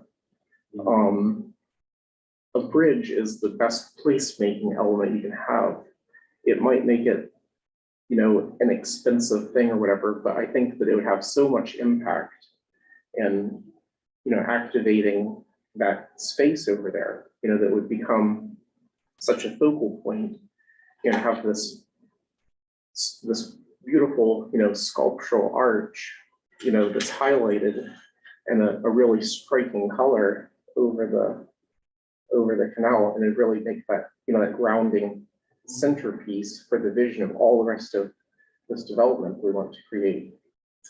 I totally agree with you, but the terrifying things that they told us about, 50 years from now or something like that, is really terrifying. And that's why I brought up a few meetings ago, can we somewhere, people have painted these bridges and talk to somebody, or a couple somebody's hopefully, that have gone through this and decided to go with paint. How has it lasted for you? I mean, they tell us, oh, in 10 years it's gonna, where's the evidence of that? Could we get some statements? Could we find some places, some towns that have done a painted bridge? And has it proved to be a mess, a big mistake? Or is it holding up well? Well, there's a lot of painted bridges out there. I mean, the whole idea of doing, a galvanized bridge is such a very recent phenomenon. If you look at any bridge from, 10 years ago, they were all painted. It's just a traditional thing. Like you're going to find way more bridges that are painted than what you do that are going to be galvanized. I would suggest that when you talk to the historic preservation person, that you ask that very specifically, because any bridge that was painted was probably historic in nature, more so than a recent bridge. And if there is some experience with it, at least they can give you some locations and what the real experience is. That's what I'd really. And I don't know the answer to that, because every bridge is so unique and different. I don't want to venture a guess as to, we all know different bridges, but But we have a special problem with the canal there too. Hazardous stuff. Getting, water, yeah, water's not a help for sure. that it's real water under there, Right. and it's related to a much larger system. That's extremely But important. I think we can keep that conversation, at least talk to the historic preservation people and maybe even send them an email. I know that they're not around, I think, till what, the 6th of May or something like that, I believe. Something, yeah. So we Yeah, can carry that saying conversation. I'd like us to look into it a of- little bit further than to just say, okay, well, guess we can't do that, Yeah, I don't have a specific, I couldn't give you a specific place and a specific experience. I really can't. So historic I'm- preservation, is that part of V-Trans, or do you mean they're both separate? The person that's going to be the historic preservation person from the state is going to be weighing in on the bridge railing discussion Okay, as a so state that- person. Those people, yeah. I think the idea would be to ask them to do some research and see if there's some places that they could. Well, Example. can Look you at- ask them, or should we ask them, or should I ask them? Yeah, we can't get to them until May. Okay, Yeah, they're on a sabbatical or unavailable. I'm not quite sure, but they're not around. to okay, can we talk just to. add that to future We'll stuff? add that to the list. Yeah. Great, thank you. Well, I'm saying it as the perspective of someone who's going to be probably the one person who is actually still here when the thing is Right. ready to be repainted. Ah, You'll take the. And I'm the one who's going to be looking at the bridge for the longest time, so So you're gonna pick up the I tab, think right? it's pretty important personally. Yes, I mean, if they want to yell at somebody, You know, one thing to be said, we've already made a decision last meeting that we're gonna go galvanize. Now we're gonna waffle again. We can't keep waffling from one side to the other because we're never gonna get to the finish line if we don't. So, Can I have one point? Sure. A lot of municipalities are putting lights on bridges to make them, and it's really attractive. And it makes it a focal point and it's inexpensive relatively. It's just an idea, but a lot of towns are doing that, big and small. okay, let's go on to the next item on the agenda, which is the results of the 2023 tax sale. And you have a listing in your packet. And I totally agree with the statement that Scott made to recognize the hard work of the finance office and Yeah, really. stuff. Absolutely. They did a great job. Did A lot a of work. terrific job there, and Scott didn't hurt the operation either, so. No, I didn't get in the way. That's my job. That's one way to put it, I guess. Yeah. So kudos to Alyssa. It's Yes. Really a great piece of work she did. Yeah. And Yeah, I mean, it's a lot of money came in there. Look at that. A lot of money. Yeah, it was definitely worthwhile. When you look at the back totals, it's only writing $45,000 checks for. Right. and that's definitely very much our, what we want is for people to pay their taxes. We don't want it to go to tax sales. So Right. Right. Yeah, So it exactly. says Fathers Inc. Is that 90 Rockingham Street? Was that sold? I didn't put the actual, well, well, in court, I don't think it was, I don't think it was, that, nobody bid on that one. mhm. That was The one on Sherbier there, that one was paid off. It was bought, we had a good bidding war on that one. What? But eventually they came in and paid the tax, I think it was a couple weeks after. So the guy lost that one. One what? You're talking about 90 Rockingham? Halberg got sold, hasn't been redeemed yet. Levelly, that's the one the town bought. That's the one up the terrace on, Right. and Simon's is the one on Cambridge Court. That one was sold. So Fathers Inc. was bought? It was bought. I don't believe it was sold. That's the one I think that's in the square. It's Yeah. over, Well, no, that's Over the 90 railroad Rockingham. No, that's It's not- Brad's Inc. Corp. is the one, that Brian owns, McAllister owns, is the diner. I thought it was the tattoo, more the tattoo guy on the other. I don't remember which one is which. I'd have to look at the parcel IDs to tell you specifically. I don't know it by the names, Okay. but So do you know that it was the diner? Pretty sure that's who it is. And this will happen every year now? Well, that's the next we're item. gonna talk about that. All right. Pushing the agenda. Keep things moving. I know, you want to get out of here, I agree with you. Yeah. My, sorry, when I told my wife, come to me, I gotta control Paul, because he'll go forever. We'll be able to go. Yeah, I'm sorry. I mean, we got the information, but anyway, hey, the next item is the social, agencies appropriation policy. As a copy in your packet, and I've already kind of expressed some thoughts to Scott about it. Well, there's two different ones here, right? There's Yeah, the that one is appropriations the- policy and then there's the one about the social services review. So there's two different things here. Right, Right.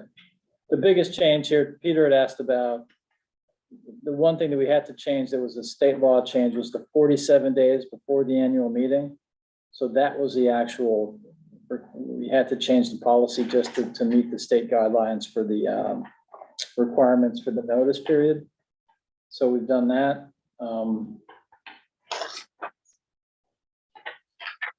So that was the point of this first piece that was to be adopted. And then the second piece, which sort of mirrors that, and the one that Peter had raised some questions about, was we basically took this from another community. This is a process that they did when they did their 5-year review. And it's a pretty good process, pretty comprehensive. The issue that Peter had was I had just given it an arbitrary amount of funding request of $1,000. And Peter thought that maybe it needed to be lower than that. That's certainly up to the board how they want to do that. It was just a matter of trying to pick a number so that, I think right now we have 26 or 27 recipients, I think, for the 93,000 that we spend, or 95,000. So, I mean, I don't think you want a list of 50 or 60 people where a ton of them are getting 500 or 300 or 200. I mean, you can sort of become absurd with some of these things. So that was just an arbitrary number. So certainly that's up for any kind of modification. Why do you think it should be lower, Peter? Well, because there's a few of them on there that are almost duplicates of each other. They're in the $500, $600, $800 range. But if you get enough of those, they will add up. So if you're gonna do, run them through a committee to screen them with a policy, then I think all of them should be screened, not sort out. Makes sense. I mean, to me, if you put them in the budget, then the next one, who's gonna be the next one is gonna get stuck in. Pretty soon they're gonna be all in the budget, and you're not gonna be able to vote whether you want to appropriate or not. Right. And that's the reason why, and I've been through this process on a committee before, and it works. They don't like it, but it does work. You get, at least, our policy was pretty loose when we did ours. I mean, it's not like the one that you sent out on Weathersfield. They spelled everything out. They didn't miss anything. Right. And which I think we should do. But one policy, similar to that one, you might want to send that out so we can discuss that again to the rest of the board so they can see that, unless did you send it to everybody? Basically, we adopted I think the second piece is the ones, Peter, that was the ones from Weatherfield. Yeah, That's right. this piece, right. Yeah. That's in there. We just adopted it to put Rockingham on there. So what will it look like here when, so we will make, say we get 20 people applying, we only have enough money for 10. How does that winnowing take place? Well, I guess there's a couple things the board has to decide, right? Certainly you guys have the right to limit. You can say we're gonna put a hard cap on a number. You can let organizations come in with their requests and then make determinations based on proposals. So you can leave it as a soft cap. It's really up to the board how they want to do it. It takes a lot of time. I mean, if every organization made its pitch. Well, like I said, you got 20 some odd already now that you're Yeah. supporting. Yeah. You can assume most of them are coming in, right? I would assume. Well, if they've got money in the past, they're certainly not gonna refuse. Right. Right, they're gonna, They're gonna, the thing is, and the reason you screen them is to find out how many of them actually, intertwining and duplicating the service. And we've got some of those out there. so much redundancy, And if yeah. you find out where the money's coming from, and if they are servicing other towns, the question gets asked, well, is that other town don't kicking in the thing or not? Then what happens is they come to the soft, the bleeding hearts in Rockingham, and we just sign on to them and pay whoever wants the money without any question. To me, I mean, I can remember it got out of hand to a tune of $120,000 at one point, services. And that's 2 cents and 2.5 cents on, 2.25 cents on a budget. Well, it's getting up that way again, actually. So, like as Scott said, there's 2 or 3 ways to attack it, is to, put a stamp on it, but what's the number you're gonna pick? You've got 2 items on there for the senior center and the nursing, that's 50,000 right there. If you say you're only gonna do 50 grand, the rest of them are out the door, and you're not gonna. I had a question for an arts organization too, would they qualify? As long as they were 501c3, I think that was one of the requirements, I believe. Right, because you have to show your 501c3 determination letter, you have to show your 990, which is all again related towards your tax, your tax exempt status. Would there be a subcommittee that could process these and make a recommendation to all of us? That's what we had before. We have every full board, every one of these. No, we would have I think we had 3-person board, and we had, think I was on it, and I'm not sure if I was on, I know I was on the board, so it had to have been a representative of the board. Yeah. And then we had couple of people from the public Yeah, that were on that makes sense. it, that wanted to volunteer to get on But you probably are looking at, in all honesty, you probably don't want to do more than 4 or 5 of these at a time, right? Because they're just gonna it. get, So we set it up time for them to come in and, you know. right, so you're looking at, 4 or 5 They meetings had at a to have minimum the to get paperwork through, To that committee, the application to the committee before they showed up to right? thing. So we could look over this stuff, so you're not sitting there reading, while you're, it would just shorten the meeting up. Yep. So. That would be my suggestion anyway, having done it in the past. Yeah, so do we put that in here somewhere or what? And there'd be a review committee, and the review committee would make recommendations to the board, full board. Is that what we're- Yeah, so, Yeah.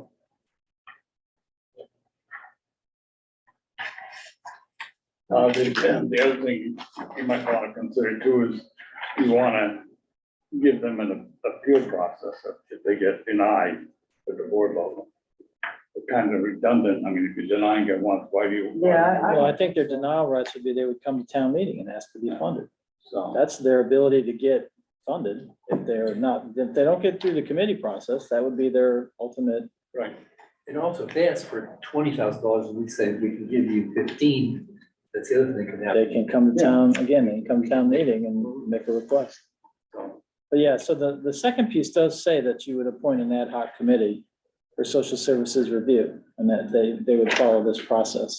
So the first one is just one that we have to do just because of, number 6 on the bottom. right, this, the change in the state requirements, so that one we have to do. The second one is just, as Peter said, it's more of a, the board looking at trying to organize this procedure so that we can start it in July. So we need to, you want to adopt this, the appropriation policy tonight. Yes, and then the other one, again, I think we can bring it back and if there's other changes or other things the board would like. Signature placed on it. No, this one I didn't put one on, because it's the first time everybody's seen it, so I didn't wanna. The other one for sure, we could adopt. On the back, page goes about more about that ad hoc committee. Correct. Right here. So, okay. Invalid, Anyway, ad hoc is good, but okay. it would be 4 years, and they would be good to.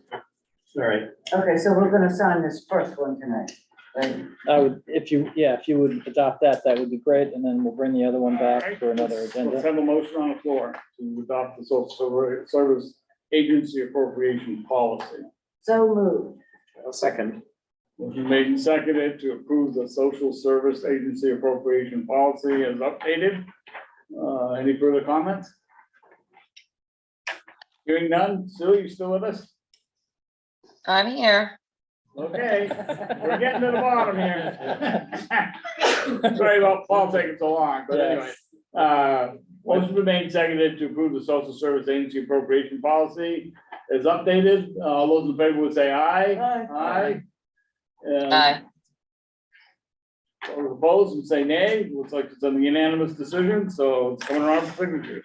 Can I just suggest something? It says that you would post, publish an announcement on the website, Yes, but because this is the first year we're doing this, may I suggest that you also email this group? well, we'll contact the existing ones, but Okay. we have to do the other one just as a requirement for public notice. But yeah, for sure, we'll, everybody who's on the current list will definitely contact, I'm sure. Okay, awesome, Yeah. thank you. Yep. Okay, let's go to the proposed committee process, 5-year social services request review. That was the second part of the process. Structured grant application, municipal match. This is on the front street retaining wall. So we are in the time of the year where we're submitting our request to Vermont Agency of Transportation to do a structures grant. We had submitted Front Street back in 2019. It did not get funded, so we are resubmitting it. The wall hasn't gotten in better condition since 2019. There's no big surprise to anyone. So this will give us all of the soil analysis as well as the structural engineers proposals to keep the, if you've noticed, you can see the pressure on the wall starting to fail in various locations. It's got places where it's been washing out, places where you can see the wall itself is actually under stress. And it needs some attention. So this will be the first phase of the second phase of this would be to come back in the following year and ask for transfer money to help fix it once we get a full design, which we'll be able to get a cost estimate on what it's going to cost. So are those people okay with having their house partially? They had asked us to come and do this, so I've met them a couple times out on the property, her and her son. That's right. It's right on top. It's You ever walk, literally- you yeah. can Just walk on. No. Oh, I've got When one I there all walk, the I time. look at that. I've looked at that so many times now, but. Oh, no, it's pushing against the Oh, yeah. house. You can It's see. Yeah, right there. I walk there with my dog. Yeah. Yeah. So the only thing that we need from the board is just the fact that if you are successful, we just want to make sure that you have a resolution to support this because there is a local match. In this case, it would only be like $3,300, but we just need to make sure since there is an appropriation, the board does a So resolution. we approach the butters and get any questions from them. I mean, there's. I've met with them a couple times on the site. Andy and I have met with them. Oh, okay. So, yeah, It probably won't affect them that much, except that, you know, we're we'll gonna, need a temporary easement for construction because there's no way you can do the construction without working with them. right. The other thing is when you end the street at the top of the hill, that's what you're proposing, I assume. So there won't be any way to come down that hill, so it's gonna be a dead end. I don't know. While they're working on it? No, after they get done. Oh, you did it. Well, that's one of the three options, right? Yeah, Yeah, they'll do the full DOT recommendation, right? They'll have all three. Who will put this out to bid, V-Trans or us? This engineering study? Well, it's just a grant, so we'll put it out. Okay. Oh, Yeah, they won't do it. We'll have to do it. Oh, I guess I could. it's on the application, you're gonna abandon it on the application, full scope of work. It's the abandonment of the hill section of Front Street. So you're not gonna have that hill coming down. And there are no houses along there then? But really, if you look at it, there's only one house on the top that has a driveway at the top of the hill. Yep. Right from there, yeah. There's a one up here, but the ranch house is over here, but it doesn't have any impact on yeah, that. they come onto Old Terrace. Yeah, Is that something that was considered last time this was applied for? Was that something that you'd all talked about was, you know, potentially just abandoning that section? I mean, It's always an alternative when they look at, right, the reconstruction. So they'll look at that. So It's- if you make the street dead end at the crest of the hill there, it's one way right now. yeah, it's one way, correct. So you can't have a one-way dead end street. Or else everyone would just be stuck there. forever. Well, that's true, that's the other thing I have to look at. It's like- There's no way to get that street can't be widened along top of that hill anyway. I don't think. The engineers, when they do the soil analysis, they can tell you what they can do with the hill, what they have to do. Street. Make it. Because you can see where the stress is coming, the hill's Yeah. pushing, Yeah, oh, so yeah. they could do something up above that. I don't know. Now, that's what the engineers can give us, options.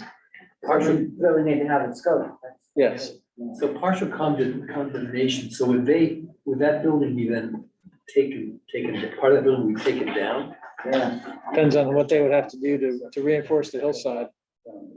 Yeah. building's a mess anyway, so. The house it's creating some stress on the house for sure. Is there someone actually living? in Yeah. that space? Yes.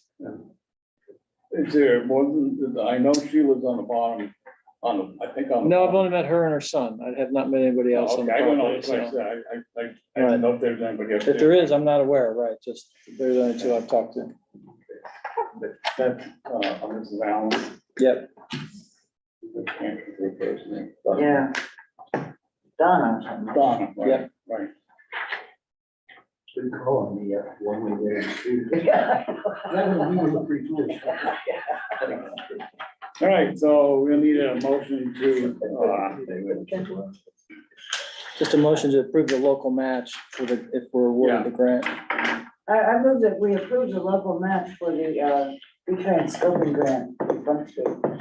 your second. I second that. Motion made and seconded to improve the matching grant in the vicinity of 10 to 20% of the cost of $33,920, so could be at the most $3,300. $6,600, right? 20%. Or 66, depending, you probably meet us in the middle. Right. So, motion made and seconded to approve the grant, and the matching grant. All those in favor would say aye. All right. Aye. Nay. Motion carried. All right. Structured grant application is done. Review and approve orders, bills, and warrants. Take a motion. I move that we approve the orders, bills, and warrants. I second. Motion made and seconded to approve orders, bills, and warrants. Any questions? Everybody review them? It gets them to everybody. Yeah.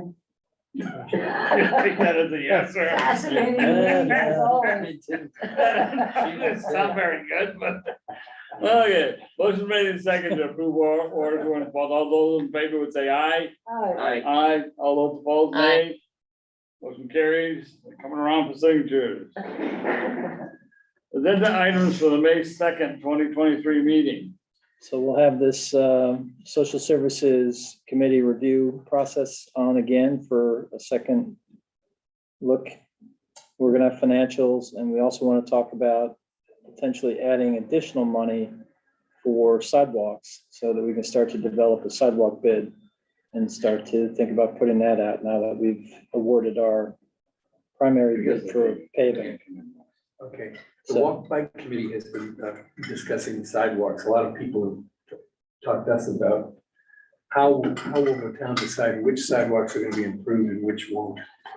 And in terms of how many people use them, which are in the worst condition, how. We have the 2019 survey that shows which ones are in the worst conditions. So there's some like Pine Street and a few that are really in deplorable condition.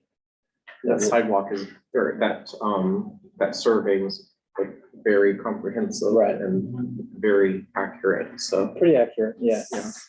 So we would work off of that. The question is just how many linear feet and then what has to be done in terms of, are there ADA requirements or other things that were not done, appropriate curb cuts? So that all adds to the cost. It's not just linear feet. There's other, pieces of that that have to be looked at, so. But if a sidewalk has tons of use versus it serves one house, that, do we give any consideration to a sidewalk on a main thoroughfare versus a sidewalk way It's kind back? of like with paving, right? We do it sort of by area, so Okay, not by. it just hasn't, I mean, that's up to the board. If they want to look at it that way, that's another way to look at it, but it creates a lot more cost because the contractor has to hop around All right. and he'll charge you more for mobilization and demobilization based on that. If you keep him in a geographic area, he moves faster and he's more likely to give you a better price per linear foot. The promenade along the river, that we talk about getting a crosswalk over to. That is not in great shape, but that one's complicated because of the railroad track. Can we fix that sidewalk without expanding it or not? Not to make it 5 foot. I mean, just its existing width, can we improve it in its current width? That's where it's tilted, it's just that, some of the water and stuff is settling. I know they put some sort of barrier there to try and prevent the stuff from, but it's not working, I don't think. No. Yeah, that's one of those beautiful views in town along there, and that it's really hard to move along there.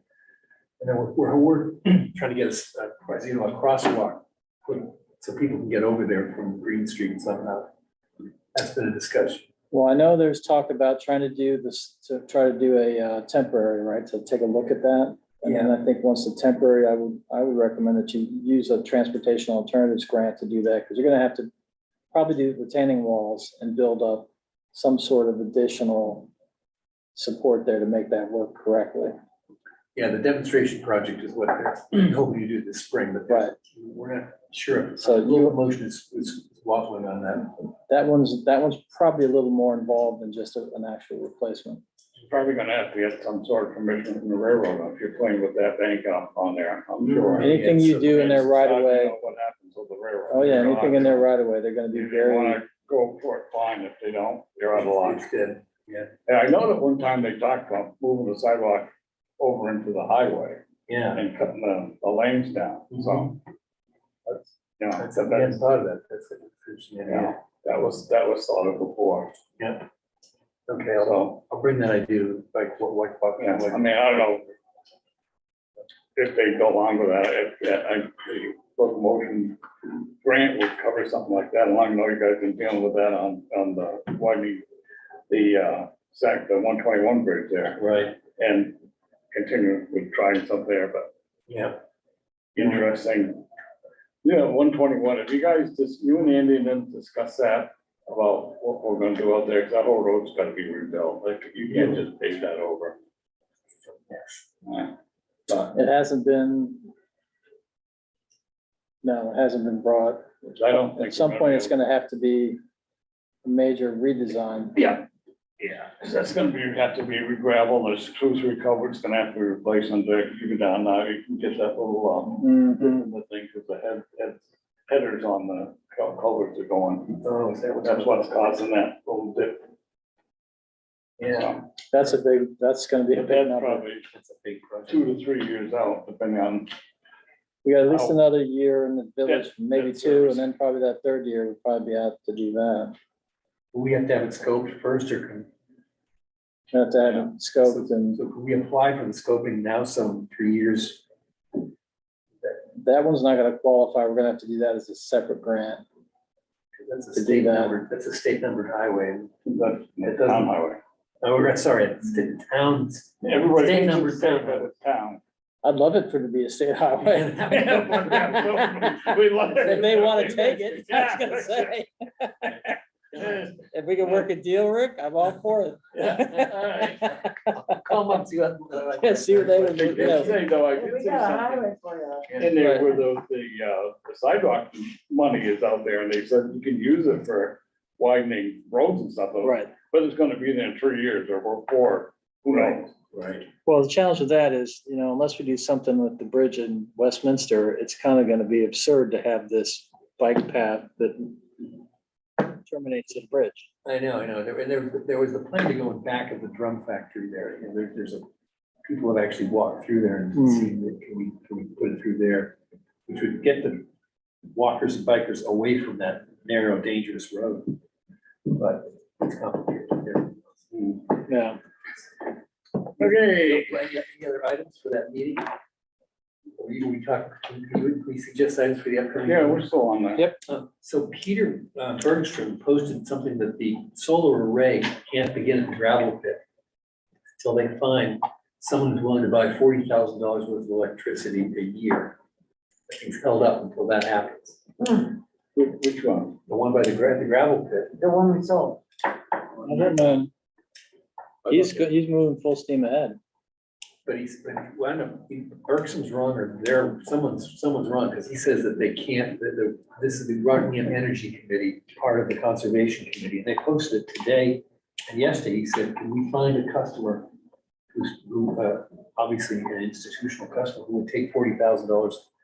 They need a third off taker before they can be. Alex was emailing me Monday about working with Bucky on the access for his distribution. Is there another solar? One out in There's the another Stickney one that's field being because he- proposed. Yeah, One out an email, the one in there. Stickney Farm is the one that's being proposed Yeah. right now. I That one might know, need, that one might need an offload. Okay, because he said, that was the only array I knew that was in process. I think was the one in gravel the pit. post, he actually had a picture, like an aerial photo, and it was the gravel pit. It That's was, what I thought. that he said in that post, so I don't know. That's what I thought. Yeah, he said. He's, I mean, what seems to be when we were discussing that, they said they were gonna sell on the market. They were, Alex hasn't mentioned anything to me that there's any holdup. Like I said, we were talking Monday because he's working with Buck, who now owns that other property, you know, the old Savage property, about some stuff, so, Is Alex the guy from Novus? yeah. Okay. With the signature form. Yeah. sorry. Unless something changed between Monday and Tuesday, Rick, which All right, didn't get an email today from him, so. when I get home, I'll forward Peter's post to you. So you Okay. can take a look at it and see which. But I hate to see that one held up. I don't know who's gonna take $40,000 worth of electricity. It would sound that more applicable to the Stickney thing, because I don't know who out there would be signing on the school, you know, Sac River School, Vermont, maybe Vermont Academy, Right. you know, Could be the mix up there with, Mm. Maybe to make some of those because pictures. that's the latest one. The other one's surprisingly old in process. That's what I thought. That's why I'm so surprised to see Yeah, that. so who knows? Maybe there's something changed. Plus he's looking for another one, because again, he might be looking at more, because we are, you know, closing another section of the pit, but we haven't even started talking about that. No. You know, we're not closing that till 2025, I believe, so. What's the password for down here, Scott, for this router? Welcome, isn't it? Try to log into the work. Rockingham Lower Theater. That one. Yeah. That one, it was on the wall, wasn't it? Rock meeting. Rock meeting. All lowercase. Yeah. All right.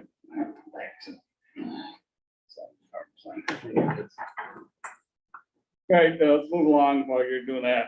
Agenda items for joint board meeting. I know we're going to, Rick, this will be in yours, but you're questioning the tax sale policy. I wanted to get it on before that, but Scott thought it might be better to get all three boards together and discuss it. All right. With the change. I know Sac River is probably not gonna go in there to trying to get them to do it. They're perfectly happy just doing liens on the properties. But reading their auditor's report, it's kind of interesting. They couldn't figure out who paid and who didn't. It's not a good situation.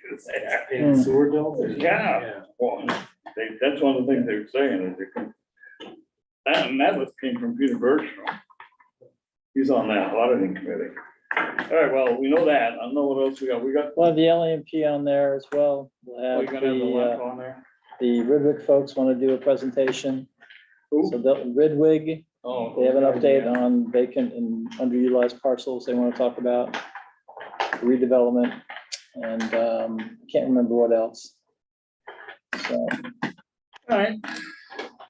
Are they having that open house or something at the 20 garage next week? 24th is the opening for the BF garage. I heard it might be postponed. No word. They were emailing us today that Yeah. they're still planning on Oh, it. they are planning on, okay. They'll be last minute because they got a lot of work to do. They asked me to speak. so- Yeah, Okay, all right, so it is still on. Yeah, still on. not that that's any great stakes, but Okay, yeah. so here's the post that says the town gravel, Nova Soul is ready to build a second Rockingham on reclaimed land part of the town gravel pit on Route 103. They need one more commercial and nonprofit offtaker before they can break ground. that's what it's got shown the town bit. And here's the map. There's 103.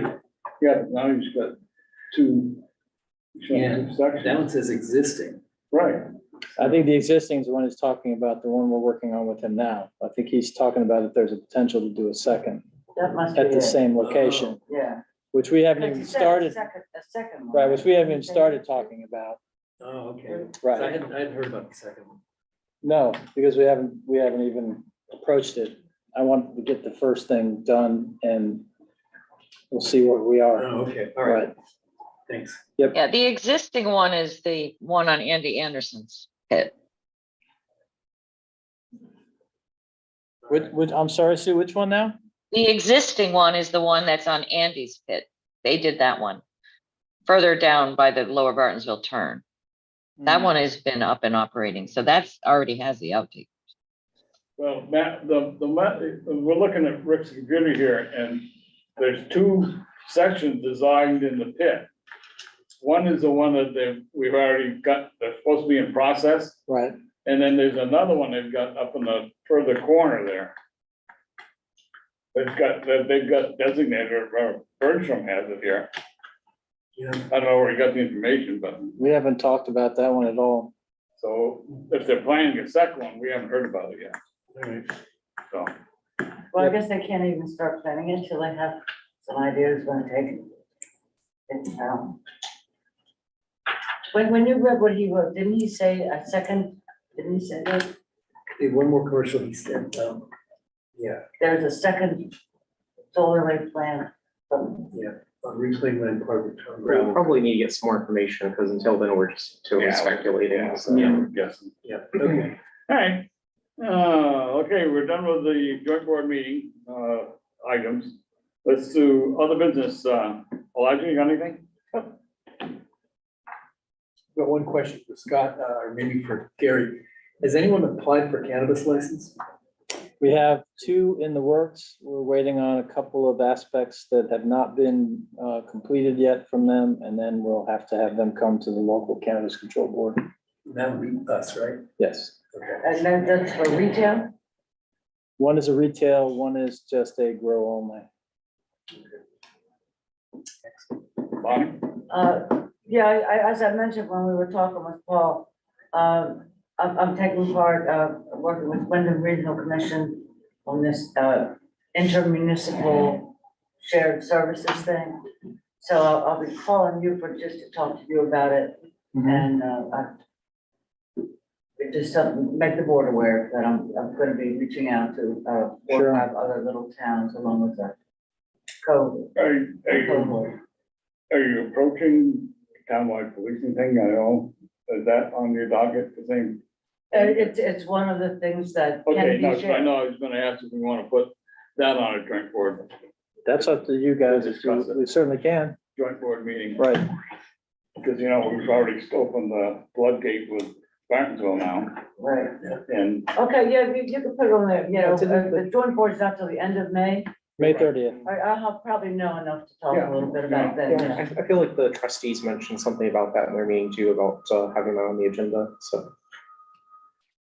we start the discussion anyway, we get some Right. direction, see what they want, whether it's workable or not, I mean, you know, we've Yeah, got well- three entities trying to figure out. The regional commission just developed a policy for how they could help towns that want to work together and help them develop the contracts and everything that would be involved in that. Yeah. So what we're doing now is kind of surveying people, who's interested and who needs help with this. We're gonna need some help with planning and zoning. We've done multiple outreaches and we're not getting any candidates, so. Wow, And we're not the only one. There's 3 or 4 places all through the valley here I that are know. looking too. okay. So I think we're I'll- gonna have to look at regionalization to really make that work. Right, I'll keep you updated on all So- that. And sorry, keep going, but one, I'm done. the participation town meeting thing, is that something that, like, with the town meeting, they said this, we want the select board to look into it. Do we want to appoint some kind of a subcommittee? Because I know there's certain people who are very interested in this, citizens who aren't elected. Do we, how do we want to approach that? It's a pretty difficult assignment. Well, it's not really that difficult, because the first thing you do is start eliminating where you're gonna be able to hold. It's got to be within the town boundaries, right? It's gotta be, you can't hold it down to Westminster to high school, that's off, because it's in the different town, it has to be in this town. What's the matter with holding it here like we have been? Well, that's what I said, the first thing, so if you've eliminated that any other place, like the middle school, central school, center, because of parking issues and everything else, then you're right back where you started from, which is, then it's just a simple discussion where we move the screen upstairs or find some other way and improve the communication system, so we don't, you know, we can do it up there without any problem. But attracting more participants, I think, was the goal, getting more people to attend. Yeah, You know, serving meals is not a way to attract kids. They're not gonna come there to vote on issues. They're gonna come there to eat your food. Because Westminster does food. Westminster. Yeah, I don't think serving food is. So, I mean, you know, I know Saxon River tried that with their 37th Street, Main Street, Acts, 37 Main Street process, so they had pizza It's nights a and pizza, stuff. it's not bad, And, you know, but it didn't change it. no, didn't produce any more people, the same people just went to the first 2 or 3. Yeah. The only way you're gonna get more people attend is you have a contentious issue on board. Throw merger on there. Do you want to see people come out of the woodwork? They'll come out of the woodwork. Well, maybe we should put it on there next year. I'd like to talk about that again. That really, you need a contentious issue to bring it up. Oh, yeah, I'm telling you. Well, let's do that. Let's think of another contentious issue. Well, we might have a new board of trustees. It might be something to start discussing again. Yeah, They still only have, they don't have that many people running though. That's the problem. but there are some contested races. There are contestants, right? Well, you got one for president and then a trustee, Yeah. 2 trustee seats. And one of the persons that's gonna probably get bumped off of the presidency is running for one of the trustee seats. She doesn't get the presidency, she's probably not gonna get elected to the trustee. So then you know. Then you have a new president and one. You never know, you know. You never know where the thing's gonna go. Right. So the other I have one other thing, and I talked to Scott a little bit about it. This study committee for the fire and emergency, that has not got off the ground worth a squat. We got $15,000 from the 3 entities sitting in the pocket. I suggested to Scott, the town just cough up the other 15 while we're waiting for the wonderful USDA to make up their mind. If the money eventually does come back, then we wouldn't pay ourselves. But if we don't get that thing off the ground, we're never gonna get anywhere, know whether we need, what we need for service. Absolutely. I think that's a good idea, Peter. I mean, Yeah, I would We get want behind to, that. because, we want to do it anyways, whether we get the money or not. We yeah, have we to need yeah, to we, do it. yeah, because I mean, that's part of the thing that came up on the meeting in Sac River about the 3 day proposals on that. One of them was a fire station. Right. Which I didn't like because it's a lot smaller building than what he wants. I know. And they were gonna put it at, at 37, so. And so, I don't know. All right, well, should we vote on that at the next meeting? I would Could we put that in the agenda? put it on there because it's a town issue, nothing to do with the rest of the tree. It's up to us, we want to get it, and then we can, at the same time, have Scott get that thing out and get that Yeah, thing let's get going. that going. Somebody, if you look at the equipment expenses that are Exactly. coming at us in future years, Exactly. we have to buy each department a brand new truck for I know. $2 or $3 million. And I think if we ante up, I mean, we can find money somewhere, I'm sure. Oh, yeah. we can Maybe do from that. the It's solar. only $15,000. Well, aren't we getting 50 from the solar field? Scott, the Novus, Yes, use some of that? Yeah, Yeah, good. potentially. I think you have enough other I mean, Yeah. ways we can fund it. You don't have to dedicate it well, to maybe that. we should add to the agenda to have a discussion about town meeting committee or not. Next week, next month. Next meeting. Okay, Sure. all right, good. all right, anyone else have anything? No, then there's no need for an executive session that I can see. I know So- that we can. I was just gonna answer that question. Wait, Scott, wait, Sue? Peter, there's the Union 596 has had their hand up for a while. I don't know if that's something Oh, they want to The say other something. business? Sure. Might be other Thanks. business. Thanks, Susan. Jamie Barrick here. Hey, so in other business, it really seems like we've had a lot of issues last several meetings, not just select board, but trustees with Fact TV feed and everything. Are we gonna look at addressing what those issues are prior to, starting meetings late, trying to get connected and everything to where others, I mean, we're talking about participation and inclusion here. I had a couple of people message me that they tried to get in and spent, 10, 12 minutes trying to get into Fact TV and gave up. So is it something that we could look offline and during the week before we have a meeting that maybe whatever those technical issues are, we could get resolved? That's a good idea. I've suggested that in the past, Jamie. We just, I don't know where the fact, I think part of the problem is they can't get people to do the filming. Yeah. Karen and- Well, they stay until 7 o'clock. So, you know, the April 4th meeting when GMP, was there and spoke, at the meeting, when that feed was lost, there was nobody to reset. But it seems like the start of the local trustees and select board meetings lately, there's been issues. So if it's a communications or something, cables that need to be replaced, I mean, I believe that we do sponsor Fact TV, some town funding. If they need something, let us know what it is to where we could get it corrected so people aren't getting frustrated and just tune out, right? But Definitely, you know, we have talked about going back to the individual mics instead of these owls that are here to improve the, you know, the voice quality. And of course, we now have the issue, this is the second, third, fourth, fifth time we've had problems with connection. We don't know whether that's a Wi-Fi issue or what, but I agree with you. I think if we can't get that straightened out, then maybe we should go back to them filming the thing live. well, it's just something to look at, folks. And Sue, I appreciate you recognizing my hand up, and thanks for everybody and everything you guys do. Thank you. Thanks for We'll bringing take it it up. under advisement, Gary. Okay, motion been made and seconded to adjourn. All those in favor say aye. Aye. We are done. Thanks, Sue. Bye, Sue. Bye. Recording stop.